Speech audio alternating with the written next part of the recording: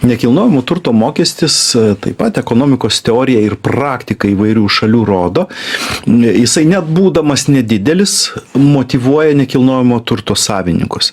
Na, pavyzdžiui, jeigu tu turi laisvą butą ir turi už jį susimokėti mokestį kiekvienais metais, galbūt atsiranda papildomas motyvas kažkaip jį įdarbinti.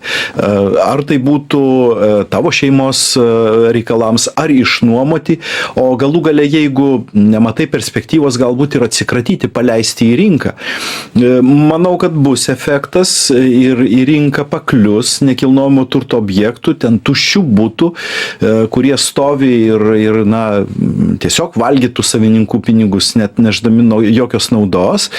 Ir tai galėtų sujudinti truputėlį mūsų nekilnojamo turto rinką, o jei sujudėjus, ten ir kainų dinamika būtų žmonėms palankesnė.